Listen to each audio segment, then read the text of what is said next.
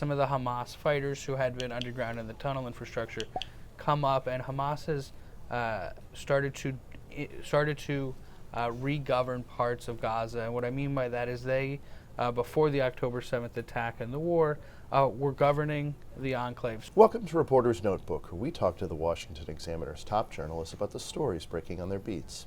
I'm Jim Antle, and I'm joined today by defense reporter Mike Brest. Mike, President Trump is back in office, and he's wasted no time trying to fulfill his campaign promises about getting the border back under control, sending troops to the border. Talk a little bit about the status of that. President Trump earlier this week announced the deployment of 1,500 troops. The breakdown of that were 1,000 will be from the Army and 500 from the Marines. And they'll be going down to the southern borders to help with border security. Now, they won't be doing actual arrests because of U.S. law, though the president has tried to circumnavigate that old law, and we'll see how that plays out. We've also heard from the acting Secretary of Defense that this is just the beginning. And so the 1,500 troops that were deployed to the border bring the total number of troops there to about 4,000 at this moment. But there are expectations that that number could get as high as 10,000. And it's really just a matter of weeks and months before we see these additional troops go there. Another Trump campaign promise was ending the war in Ukraine. What's Trump had to say about that since taking office? Trump actually issued somewhat of a taunt towards President Vladimir Putin about the fact that he has yet to agree to negotiations or to come to the table, whereas the president has said that Ukraine has made that willingness known to the Trump administration. And so we heard Trump during the campaign show talk about quickly ending the war. And so at the time during the campaign, the expectation was that he would force Ukraine to make concessions to get them to the table to get a deal across the finish line. But given what we saw through the first couple of days of the Trump administration, it actually looks like Ukraine has been willing to play ball with the Trump administration, and we're waiting to see if Russia will do the same.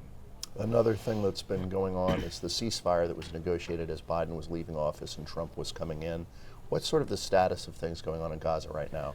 So at this point, the ceasefire, even though we're in the early days of it, seems to be holding for now. However, one of the things that has happened as a byproduct of the ceasefires, we've seen some of the Hamas fighters who had been underground in the tunnel infrastructure come up, and Hamas has started to re-govern parts of Gaza. And what I mean by that is they, before the October 7th attack and the war, were governing the enclave. So they were running public services, doing things like trash disposal and police. And so we've already seen looting that had been reported going on during the war has started to stop as Hamas has begun sort of patrolling around some of the areas and have tried to protect the aid that's going throughout the enclave. Wasn't one of the Israeli war aims to not have Hamas really be controlling Gaza any longer? That's exactly right. And so that was one of the major ones. And so what we've seen several times throughout the war even is that when Israel would go into a specific area and believe that they had cleared the area and gotten rid of Hamas from that area, they would leave, and we'd start to see little bits of Hamas start to regroup and reconstitute and recruit new members.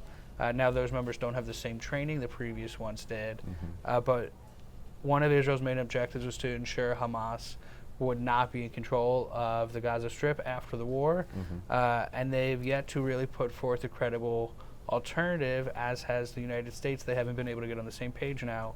It's unclear how exactly the Trump administration views a potential two-state solution or what the long-term peace objective is there. Thank you, Mike. You can read Mike and the rest of our national security team's coverage at washingtonexaminer.com.